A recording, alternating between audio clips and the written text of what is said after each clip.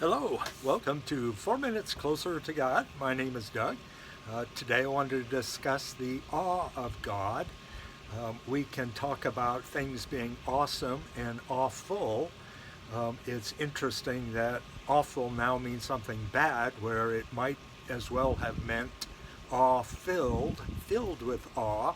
And I think that's how we need to approach God in a certain sense, because God is amazing, terrifying, wonderful, and awe-inspiring, and in some sense scary as all get out, because we are not able to approach him in his holiness.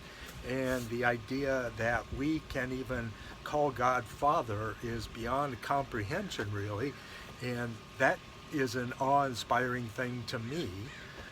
Not to mention a great sunset, a great sunrise. On my honeymoon, we went to Maui. It's the first and last time I've been to Hawaii. And we went up to Haleakala, which is a volcano on Maui, and there we were able to watch the sunset. It was harder for us to get up early to catch the sunrise, and so it was a beautiful, awe-inspiring experience, being in that land there where the astronauts would practice moonwalks in the crater of Haleakala, and then being able to look out over the islands to the west and watch the sun set uh, in a blanket of clouds, and just to go down behind that. It's awe-inspiring. And been to the Grand Canyon.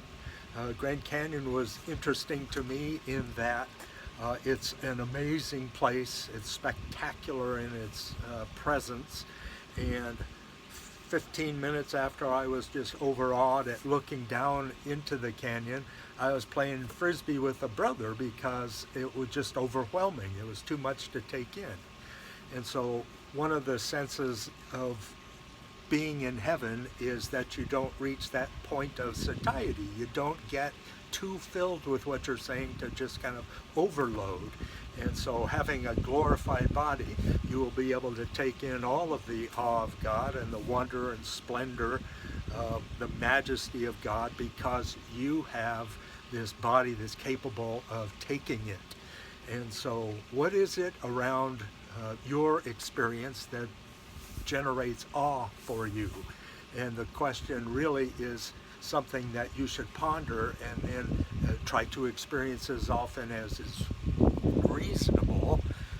Plus, once you've done it, you can, for example, anticipate experiencing, say, for example, the aurora borealis, the northern lights. I have never seen them, and I've always longed to. In Maine last year, we had the chance, but the cloud cover kept our small stay there from being able to witness the northern lights. And so our anticipation of it was not fulfilled by the experience of it, and then we were not able to savor that experience afterwards.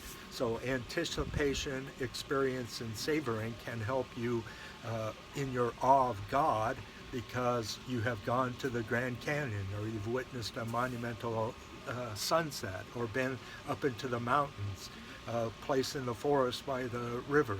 And so there's so much that can inspire awe in us, and it's helpful to savor it, experience it first, and anticipate it. So join me next time on 4 Minutes Closer to God.